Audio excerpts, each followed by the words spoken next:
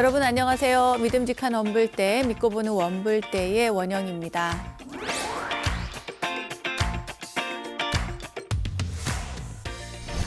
우리가 참 열심히 공부했던 경전이죠.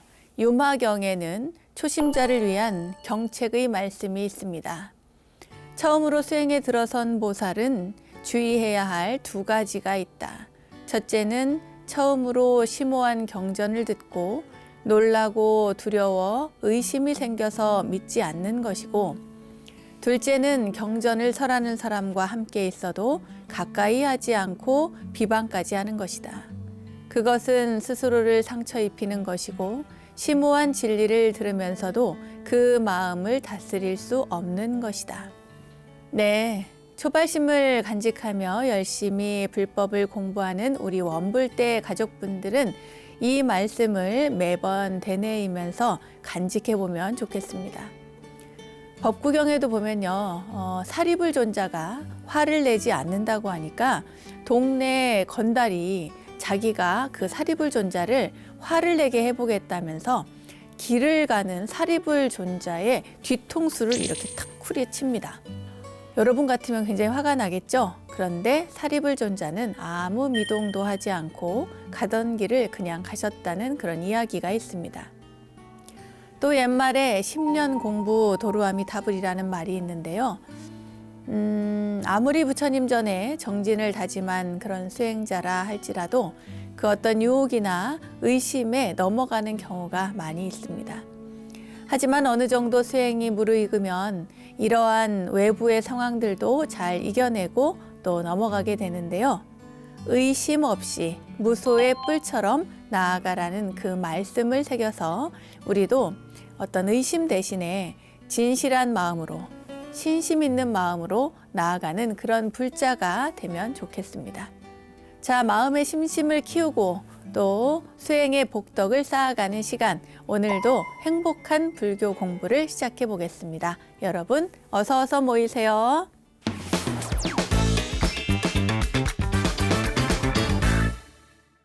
원영 스님의 불교 내백과 실전편 첫 순서는 알고 보면 약이 되는 수많은 불교 이야기들, 불교 지식을 내한해 원불대의 지식 플레이 순서입니다.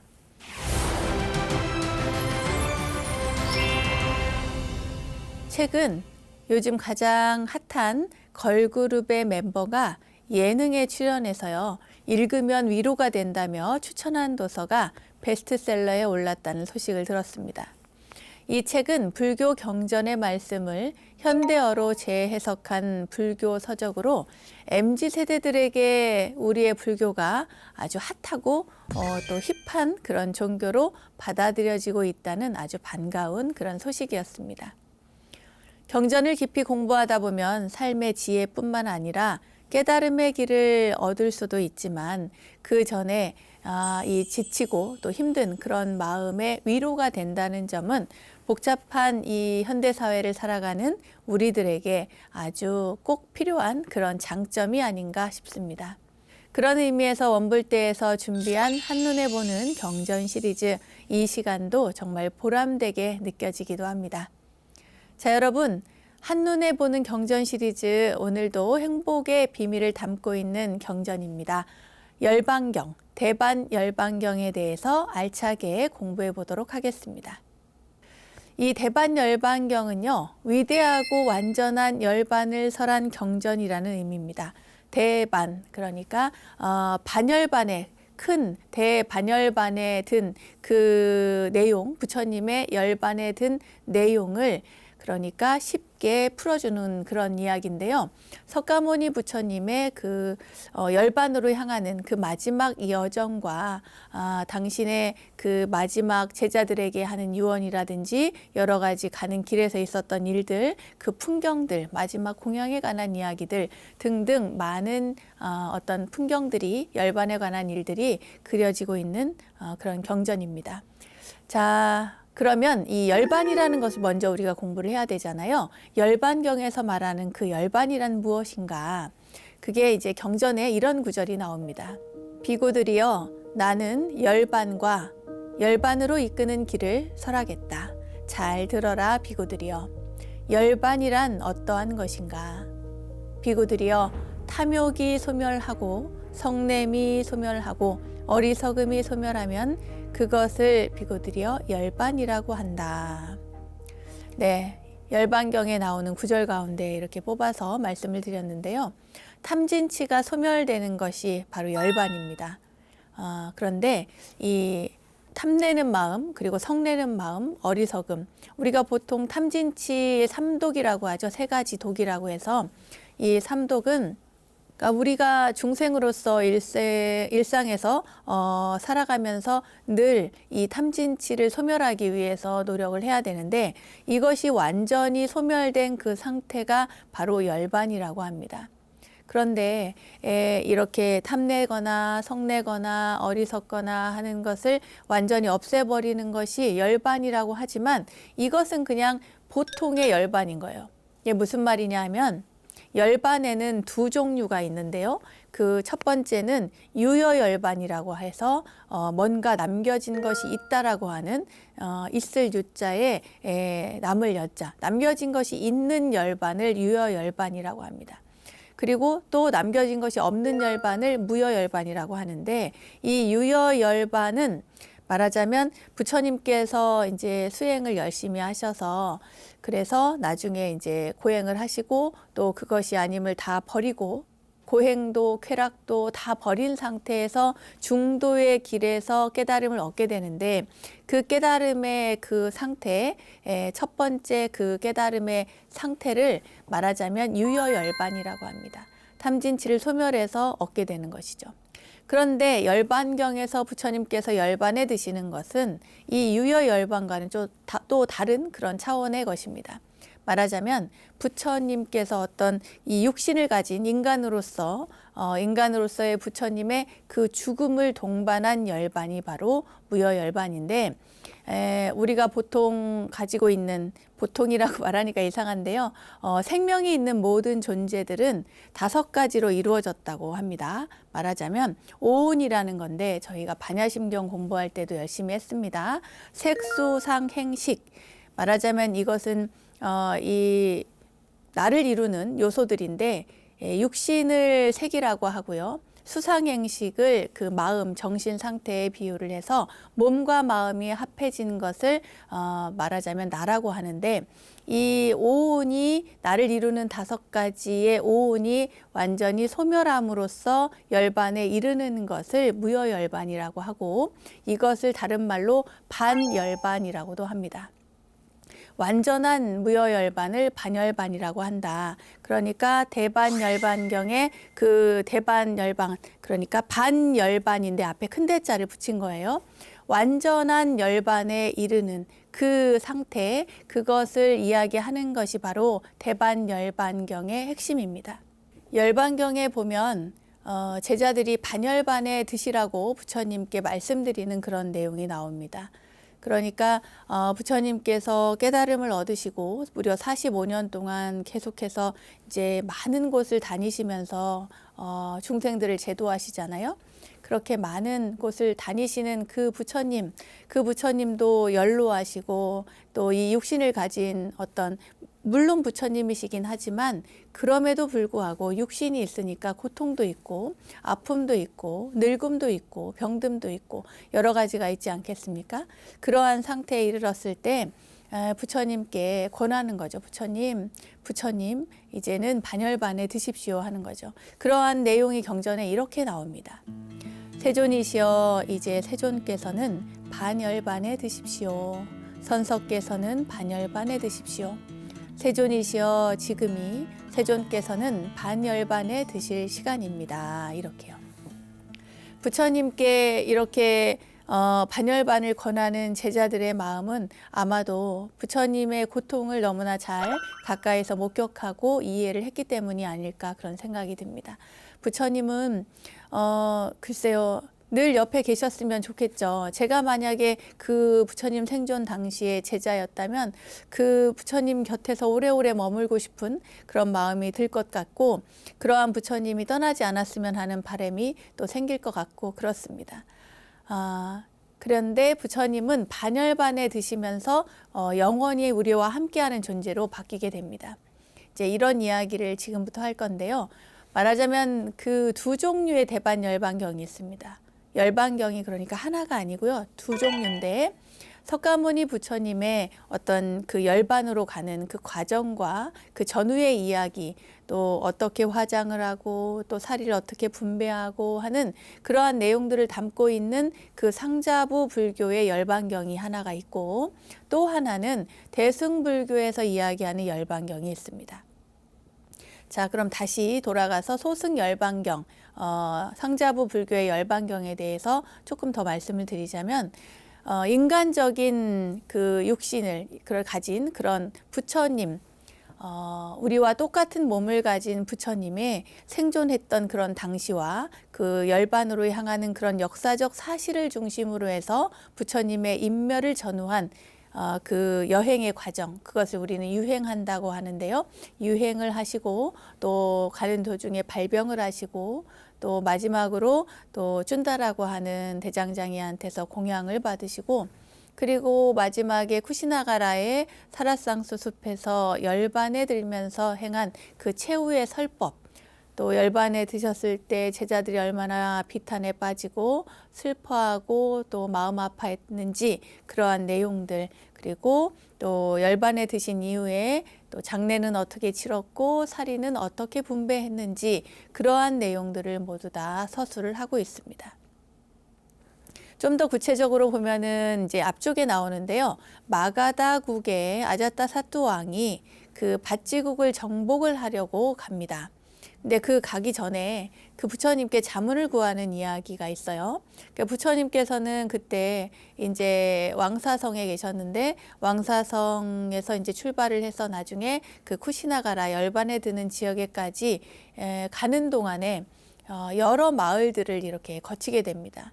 그래서 바탈리라고 하는 그 마을에서 그 마가다국의 미래를 또 말씀을 하시고, 그리고 대중이 어떻게 어우러서 살아야 되는지, 어떻게 윗사람을 공경하고 모셔야 되는지, 여자와 아이들을 어떻게 보호를 해야 되는지 등등의 많은 화합에 관한 이야기를 해주셨고, 그리고 승가도 그렇게 화합을 해야 된다.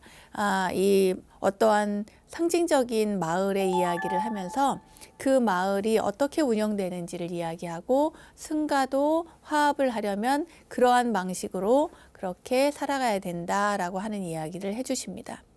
그리고 쭌다의 마지막 공양을 받으시는데 이제 뭐 여러 가지 이야기가 있습니다. 쭌다가 공양을 올린 것 가운데는 뭐 상한 음식이 들어 있었다라고 하는 이야기도 있고, 또 독버섯이 섞여 있었다라고 하는 이야기도 있고, 뭐 몇 가지 설이 있는데, 그 마지막 공양을 받으시고 부처님께서 굉장히 힘들어하시고 고통스러워했다는 이야기는 아주 유명하죠.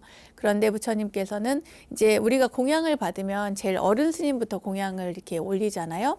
식사를 이제 쉽게 말해서 식사를 대접할 때도 윗분부터 먼저 이렇게 밥을 떠서 드리잖아요. 마찬가지로 이제 쭌다라고 하는 대장장이가 부처님께 공양을 올릴 때 부처님께 먼저 공양을 올렸습니다. 그러니까 부처님께서 이제 공양을 드셨는데 공양을 잘 드십니다. 잘 드시고는 하시는 말씀이 이 음식은 그 나에게만 주고 다른 대중들은, 부처님과 함께하는 다른 대중들에게는 이 공양을 올리지 마라 그래요. 못 먹게 하시는 거예요, 음식을. 그렇게 이제 얘기를 하시고, 그리고 당신이 다 드시고 나서 남은 음식은 이 음식은 밖에 갖다가 묻으라 그래요. 그래서 그 음식은 묻습니다. 그리고 다른 음식들로 다른 대중들이 공양을 하게 되죠. 그런데 그 음식이 말하자면 아까 말씀드린 것처럼 인체에 그렇게 썩 좋지 않은 그런 음식이었던 모양입니다. 부처님께서 굉장히 뭐 말하자면 설사도 하시고 또 뭐 갈증도 탈수가 와서 갈증도 많이 느끼시고 그런 일이 있었어요.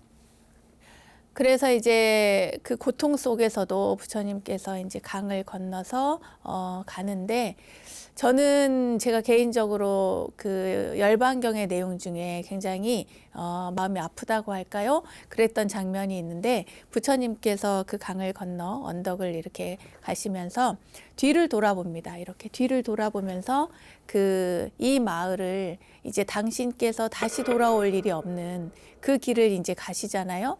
그래서 이렇게 뒤를 돌아보는 그 장면이 굉장히 인상적입니다.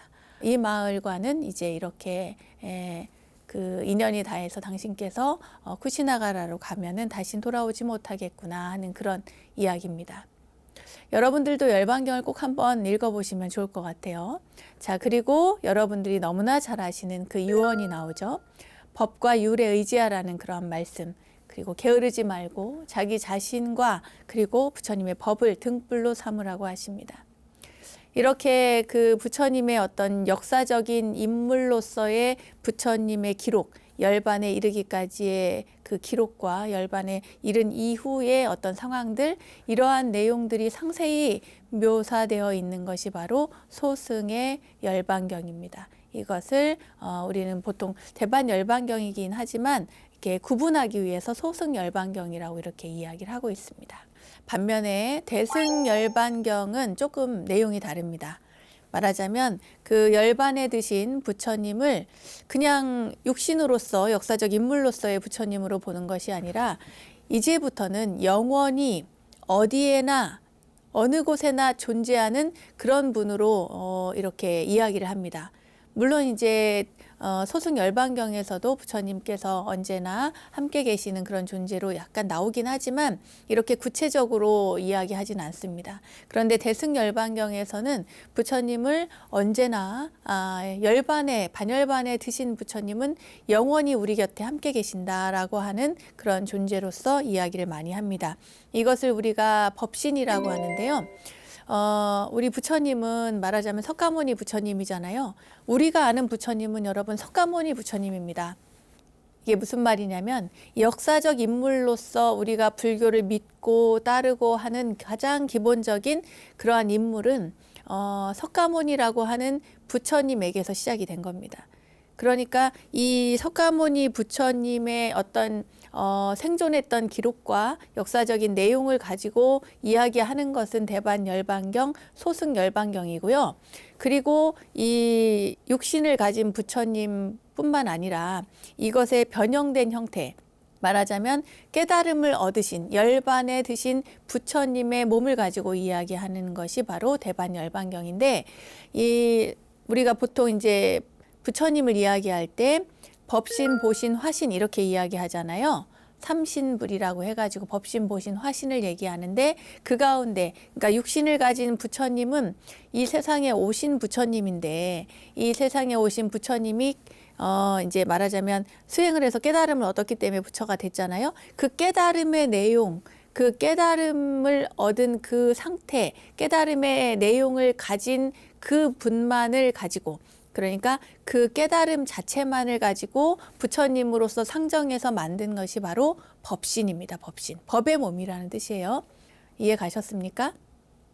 그러니까 법신불이라고 하는 것이 별도로 있는 것이 아니고 이렇게 그 석가모니 부처님이 육신으로서 가진 그런 석가모니 부처님이 깨달음을 얻으셨으니까 그 깨달음 자체만을 가지고 그걸 깨달음의 몸으로서 생각을 하게 만드는 거예요. 그래서 법신인 거예요.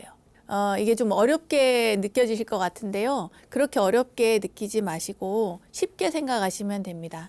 그러니까 부처님, 우리가 이제 아는 부처님, 법당에 가면 부처님이 계시잖아요. 근데 그 부처님을 보고 우리가 절도 하고 기도도 하고 부처님처럼 되려고 수행도 하고 여러 가지를 한단 말이죠.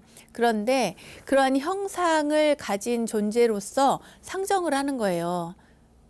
그래서 육신을 가진 부처님이 아니라 부처님의 깨달음, 부처님의 가르침, 그 법만을 가지고 육신을 가진 것처럼 이렇게 상정을 한단 말이에요. 그래서 몸신자를 씁니다. 그러니까 법의 몸인 거죠. 그 진리만을 가지고 이야기하는 그 진리 자체를 가지고 부처님이라고 상정한 것이 바로 법신이다 이 말입니다.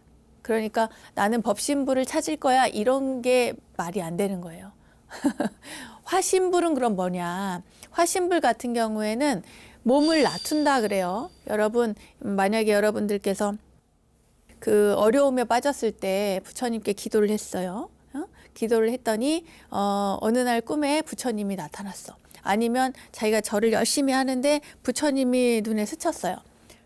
이때 몸을 내가 고통스러울 때 내 앞에 나타나시는 부처님, 그게 바로 화신입니다. 변화할 화자예요. 변화한 거였지. 몸을 낮추신다고 하죠. 우리가 변화로서 나타나는 몸인 거예요. 그런데 이렇게 환영처럼 보일 때도 있지만 실제로 우리 곁에 오셔서 육신을 가진 존재로서 우리 곁에 오셔서 중생을 제도하신 분이 있죠. 누굴까요? 석가모니 부처님이죠. 그래서 석가모니 부처님을 1100억 화신 석가모니 불이라고 이야기를 하는 거예요. 그러니까 이제 법신, 보신, 화신 할 때 법신하고 화신은 여러분 이해가 갔어요. 그러면 보신은 누굴까? 보신은 말하자면 수행을 열심히 쭉 꾸준히 해가지고 그 과보로서 부처를 이룬다는 거예요. 그러니까 수행을 꾸준히 해가지고 그 결과물로서 얻은 그 몸이 바로 보신입니다. 이해 가셨어요? 그러니까 법신이든 보신이든 화신이든 그 자체만 보면은 가장 근본적인 바탕이 되는 분은 누구냐면 석가모니 부처님이에요. 그러니까 석가모니 부처님이 꾸준히 정진하고 수행해가지고 그 깨달음을 얻어서 부처를 이루었어. 그러면은 그 관점에서 바라보면 뭐예요? 보신이죠. 결과로서 나타나는 몸이니까. 그래서 그 부처님이 또 반면에 많은 중생들을 제도해요. 이렇게. 관세음보살 보문품에 보면은 관세음보살님이 뭐 그 비구의 몸으로도 비구니의 몸으로도 나타나고 바라문의 몸으로도 나타나고 여러 가지 몸으로 나타난다고 하잖아요. 그와 마찬가지로 다른 몸을 나타내어서 중생을 제도하기 위해서 이렇게 나타났다. 이것은 화신입니다. 그런데 깨달음 그 자체만을 가지고 보았을 때는 그건 또 법신인 거예요. 법신, 보신, 화신인데 열반경에서는 보신, 화신이 아니라 법신에 대한 이야기를 하고 있는 거예요. 진리 자체에 대해서. 부처님께서는 열반에 드셨기 때문에 열반에 드신 그 부처님은 이제는 육신이 아닌 진리 자체로서의 부처님으로 남기 때문에 이것은 그대로 영원하고 불변하고 우리 곁에 있는 거죠. 시작도 없고 끝도 없는 존재로서 우리 곁에 계신 겁니다. 그래서 이것을 열반경에서는 상락아정이라고 해요. 상락아정. 이게 무슨 말이냐면 항상할 상, 영원하다. 락, 즐겁다, 즐거울 락자. 그리고 아는 참된 나, 진정 참된 진리의 나를 얘기하고 정은 청정하고 맑고 깨끗한 것을 얘기하죠. 이 상락아정을 그 4가지 덕이라고 하고요. 그리고 이 4가지 덕을 가진 상태를 바로 열반이라고 해서 열반사덕이라고 합니다. 근데 여러분 재밌는 게 뭐예요? 여러분들 들으시면서 이상하다고 느끼지 않으셨습니까? 말하자면 이 상락아정은 생각해 보면은 부처님의 원래 가르침과는 참 많이 어긋납니다. 그죠? 생각해 보세요. 상자 항상할 상이라고 그랬어요. 항상할 상. 항상할 상. 이 세상의 모든 것은 무상이라고 그랬지 상이라고 하지 않았습니다. 그죠? 이 세상의 모든 것은 무상하다. 그리고 락이라고 했어요. 여기서는 즐거울 락자를 썼죠. 그런데 부처님께서는 락을 이야기하지 않았습니다. 이 세상은 고통이다, 고해다라고 하셨죠. 그죠, 여러분? 그리고 나라고 할 만한 것이 없다. 무아를 이야기했습니다. 무아, 그죠? 그리고 이 세상이 청정한가요? 청정하지 않습니다. 더럽다고 했죠. 더러움의 세상이라고 그랬어요. 이것은 정이 아니라 오죠, 오. 이렇게 부처님께서 우리 중생들에게 이 세상에 대해서 설명했을 때 이 세상은 영원하지도 않고 무상하며 또 즐겁지도 않고 괴롭고 참나라고 하는 것은 없다. 나라고 할 만한 것이 없다. 그리고 이 세상엔 더럽혀져 있다. 이러한 얘기를 했는데 열반에 이르렀을 때는 열반에서는 항상함이 있고 또 즐거움도 있고 나라고 하는 참나도 있고 또 청정하다 깨끗하다라고 하는 그러한 상태로 역으로서 정반대의 개념으로서 열반을 설명하고 계신 겁니다. 자, 이렇게 그 대반열반경에서 특히 대승불교에서 이야기하는 대승의 열반경에서는 이렇게 열의 법신이 상락아정이다. 부처님의 몸은 영원하고 즐겁고 참나의 진리이고 청정하고 이렇게 상락아정을 밝혀서 그 전에 우리가 이야기했던 무상이라든지 무아라든지 고라든지 공이라든지 하는 그러한 입장을 바꾼 거예요. 완전히 전환시킨 거죠. 긍정적이고 적극적이고 뭔가 새로운 차원의 세계에 이 열반의 세계라고 하는 것은 전혀 다른 우리가 알고 있는 그러한 세계와 다른 그런 쪽으로 해서 계속해서 이끌어주고 있는 거죠. 완전히 달라진 거죠. 뿐만 아니라 우리 열의 몸, 그러니까 부처님의 몸은 법신이잖아요. 법신이니까 강하고 또 청정하고 늘 항상하고 또 언제 어느 때나 늘 계신 거예요. 그러니까 이 세상의 모든 것이 부처님 아닌 것이 없는 거죠. 이게 법신의 사상에서 이렇게 나온 겁니다. 말하자면 부처님을 바라보는 태도가 완전히 달라진 거예요. 바뀐 거죠. 부처님을 바라보는 관점이 달라진 겁니다. 부처님을 육신으로서의 부처님이 아니라 완전히 이제는 허물어지지 않는 몸으로서의 법신으로서의 부처님을 보라는 거예요. 그러니까 불타관이라고 합니다. 저희가 불타관이라고 해서 부처님을 바라보는 관점이 완전히 달라진 거죠. 그래서 불타관이 이전에는 그냥 육신으로서의 부처님을 보았다면 지금은 법신으로서의 부처님을 본다. 이렇게 이야기를 할 수가 있겠습니다. 대승불교 초기에는 그래도 이제 이전의 개념하고는 좀 달라져 가지고 많이 바뀌어서 성문이나 연각을 좀 무시하는 경향이 있었어요. 여러분 성문 연각 이제 아시죠? 성문은 부처님의 가르침을 듣고 깨달은 이들을 성문이라고 하고요. 연각은 연기, 12연기를 통해서 부처님의 인연법, 연기를 공부를 해서 수행을 해서 깨달은 이들을 연각이라고 합니다. 벽지불이라고도 하죠. 이들은 다만 부처님의 가르침을 듣고 깨닫거나 연기법을 통해서 깨닫거나 간에 깨달음을 얻기는 얻지만 대신에 많은 중생들을 제도하거나 그러지는 않는 그런 사람입니다.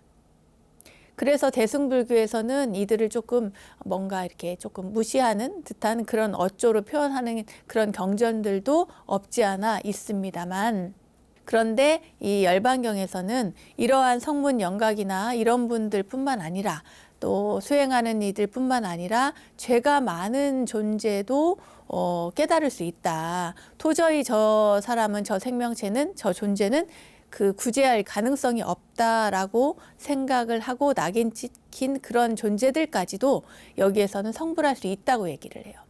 그렇게 구제할 가능성이 없는 이들을 우리가 이제 이 열반경에서는 일천제라고 합니다. 여러분 따라해 보세요. 일천제. 네, 다시 한번 해볼까요? 일천제. 네, 도저히 가능성이 없는 사람을 일천제라고 하는데 그러한 일천제도 성불할 수 있다고 하는 것이 바로 열반경의 내용입니다. 그리고 이것이 나중에는 뒤로 가면은 더 상세하게 그 열애장 사상으로 점점 바뀌게 돼요. 중심 사상으로. 왜냐하면 내 안에 열애의 불성이 들어있기 때문이다. 누구나 다 열애라는 거죠. 네, 그러한 내용의 사상으로 발전을 하게 됩니다. 여기까지가 바로 열반경에 대한 설명입니다. 자, 여러분 이해하셨죠? 그럼 열반경에 대한 설명은 여기까지 하고 함께 문제 풀러가 볼까요? 자, 그럼 첫 번째 문제 보겠습니다. 다음 중 부처님의 마지막 가르침과 열반에 대해 다루고 있는 경전은 1. 금강경 2. 반야경 3. 열반경 4. 법구경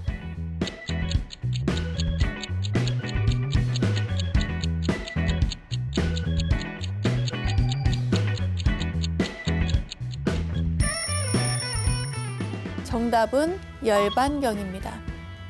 열반에 대해서 이야기하는 경전이라고 물었잖아요. 그러니까 정답은 열반경입니다.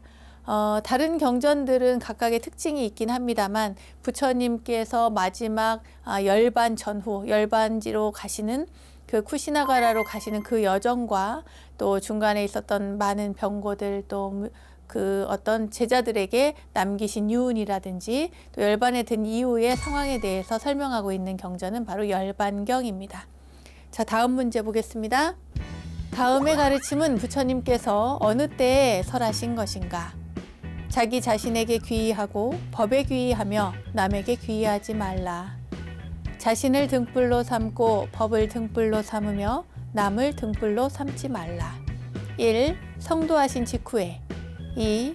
녹야원에서 처음 설법하실 때 3. 제자들에게 전도를 선언하실 때 4. 열반시에.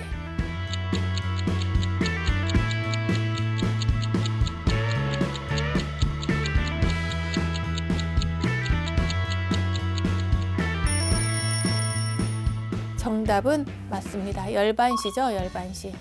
부처님께서 남기신 중요한 가르침, 어떤 절대 신을 의지해서 그렇게 살아가라는 것이 아니라 자기 자신을 의지하라고 하셨습니다. 그리고 부처님의 가르침을 의지하라고 하셨습니다. 이 말씀을 따라서 우리는 살고 있고 그리고 또 오랜 시간 동안 오랜 세월 동안 부처님의 법을 이어서 우리가 살아가고 있는 것이 바로 이러한 자기 자신을 의지하고 부처님의 가르침 그 법을 의지해서 살아가기 때문입니다. 여러분 이 말씀은 꼭 잊지 말고 기억해야겠습니다. 자, 다음 문제 보겠습니다. 열반경에서는 모든众생이 불성을 가지고 있다는 개념을 제시한다. 이는 모든 존재가 궁극적으로 깨달음에 이를 수 있는 잠재력을 지니고 있다는 의미이다. 다음 중 이것을 나타내는 구절은 무엇인가? 1. 응무소주 이생기심 2. 일체중생 시류불성 3. 일체유심조 4. 천상천하 유화독존.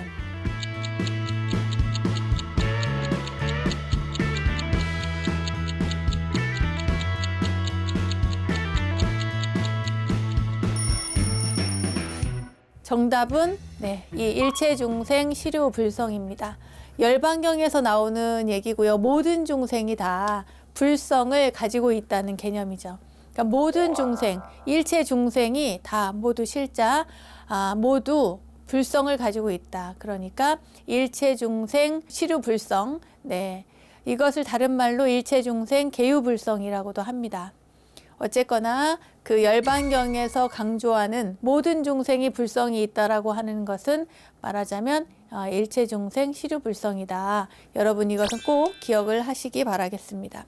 자, 그런데 위아래에도 굉장히 중요한 단어들이 나왔잖아요. 그 단어들을 한번 보도록 하겠습니다. 먼저 응무소주 이생기심, 응당 머무는 바 없이 마음을 일으키라는 겁니다. 이것은 어떠한 상도 갖지 말고 어떠한 집착도 갖지 말고 마음을 일으키라는 것인데 마음을 일으키는 것에 대한 순수함입니다.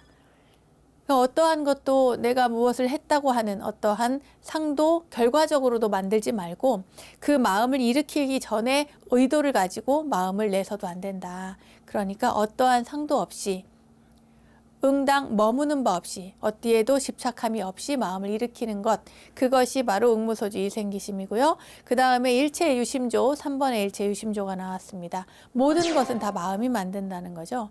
이 눈에 보이는 모든 현상들도 모든 것들도 전부 다 마음에서 비롯된다는 이야기입니다. 그리고 마지막에 천상천하 유화독존, 천상천하 유화독존은 부처님이 아기 부처님이 이 세상에 태어났을 때 7걸음을 걸어가서 손가락을 가리키고 하늘과 땅을 가리키면서 천상천하 유화독존이라고 했다는 거죠. 탄생계에 나오는 구절입니다. 천상천하 유화독존, 하늘 위 하늘 아래 내가 오로지 나 홀로 존귀하다라고 하는 가르침인데 그 뒤에 나오는 구절이 더 중요합니다. 바로 천상천하 유화독존 삼계계고 아당한지, 3계가 다 고통스러우니 내 마땅히 그들을 제도하리라 라고 하는 그러한 가르침입니다. 자, 천상천하 유화독존까지 보셨어요? 이 중에서 열반경에서 나오는 모든 중생이 불성을 가지고 있다는 개념은 뭐다? 일체중생 시류불성이다. 네, 열반경에 대한 공부 열심히 해봤고요. 그리고 열반경을 중심으로 한 문제풀이도 오늘 해봤습니다. 여러분 잊지 마세요. 일체중생의 마음에는 다 불성이 있습니다. 일체중생 시류불성. 네, 이 가르침을 끝으로 또 열반경에 대한 공부 그리고 문제풀이는 마치도록 하겠습니다.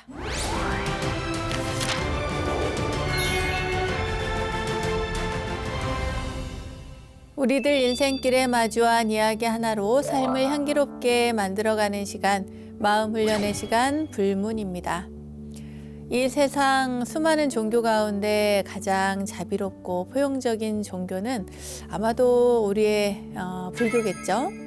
많은 인간관계를 통해서 이 세상을 살아가다 보면 내 인생에 빌런들을 만나게 되는 경우가 있어요.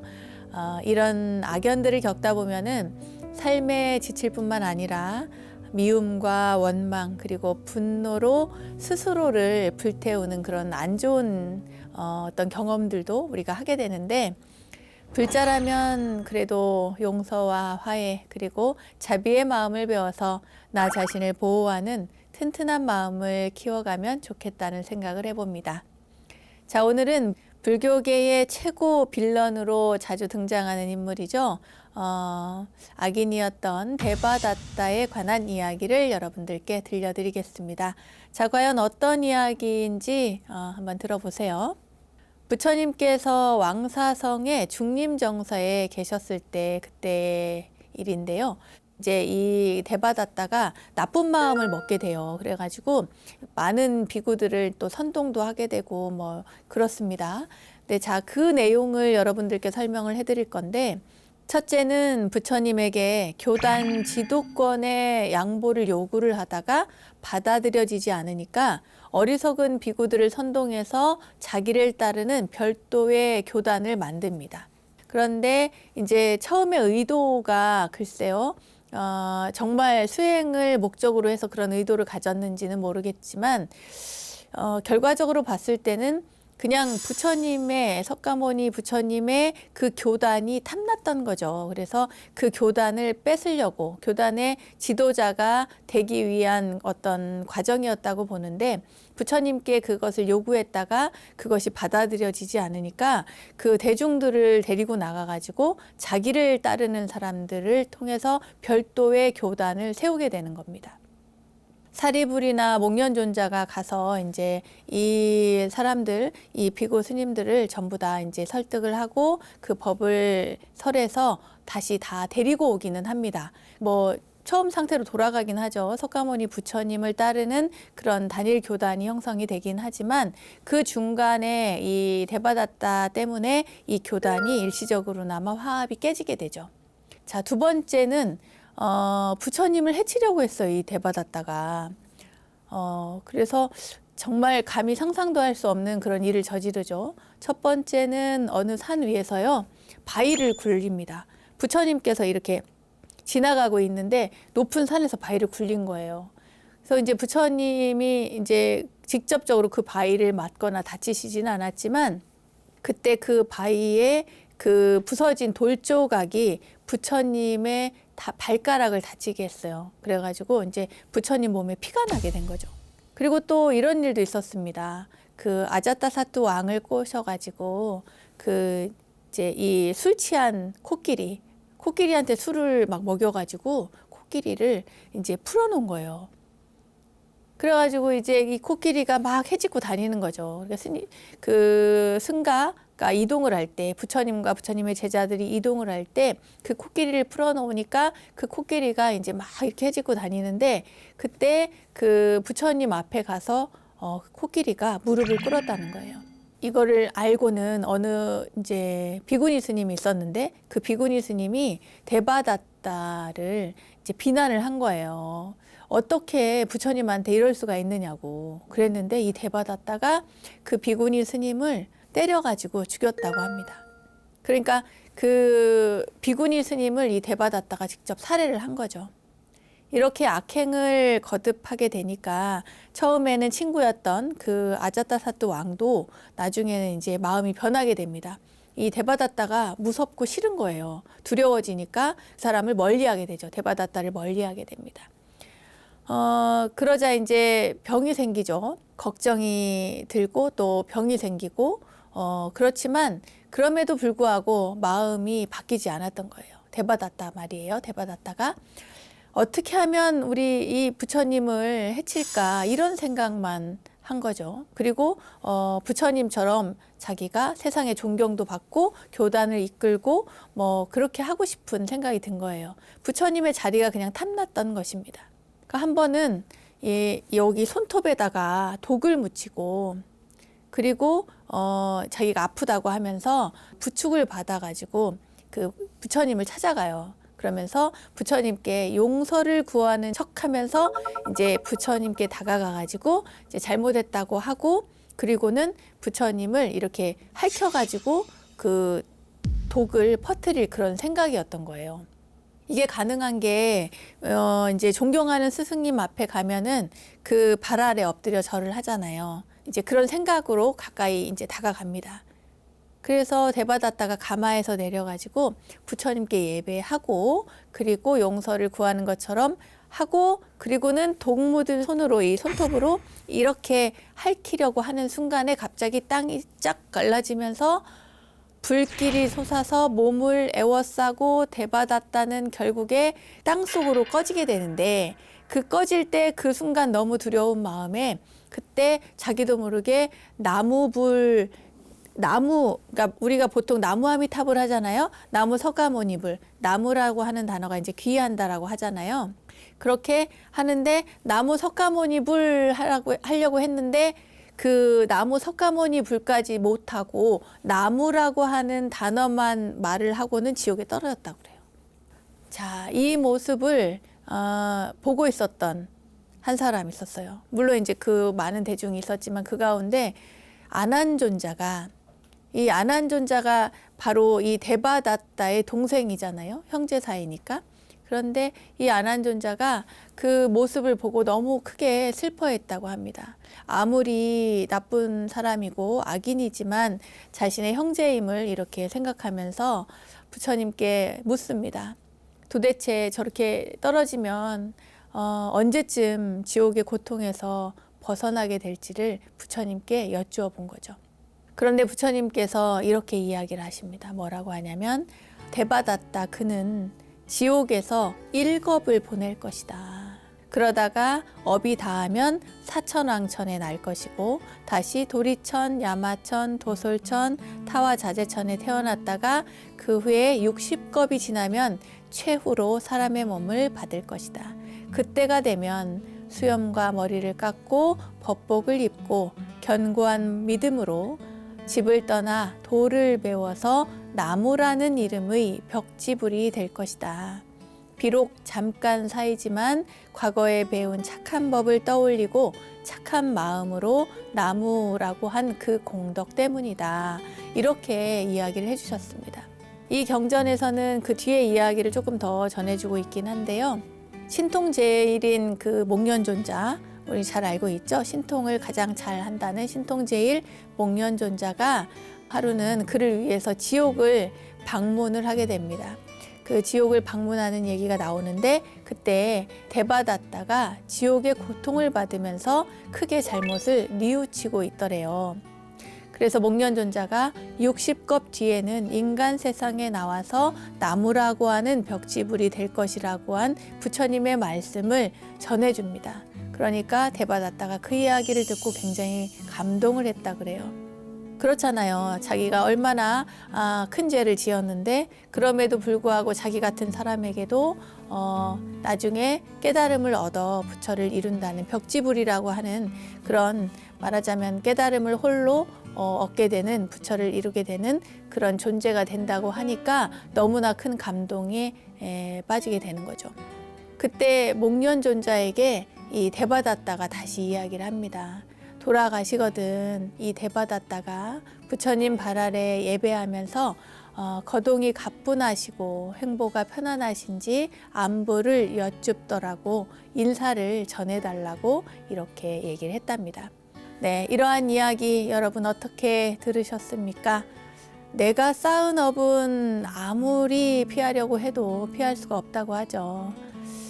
그래도 이렇게 이 대받았다처럼 마지막에서만큼은 참회를 하니 그나마 정말 다행입니다. 누군가를 괴롭혀서 자신이 좋아질 리는 없습니다.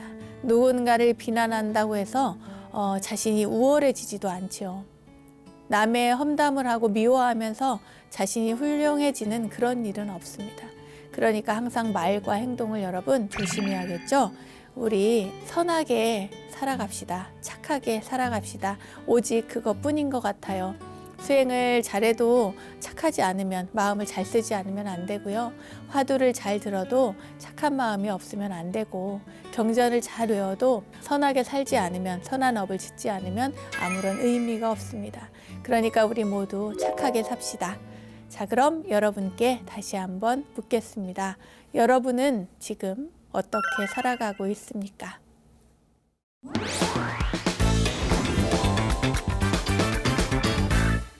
부처님의 가르침을 실생활에 적용할 수 있도록 친절하게 설명해 드리고 있는 원영 스님의 불교 대백과, 오늘은 한눈에 보는 경전 시리즈를 주제로 열반경에 대해서 공부해 봤고요. 악행을 저지른 대바다따의 참회에 대한 이야기도 전해드렸습니다. 자, 알매지혜가 가득한 시간 원불대, 오늘은 여기까지입니다. 원불대와 함께 불교 공부는 물론 삶의 지혜를 찾는 시간 만들어 가시기 바라고요. 자, 공부하는 원불대, 수행하는 원불대 여기서 마치겠습니다. 다음 시간에 또 만나요. 감사합니다.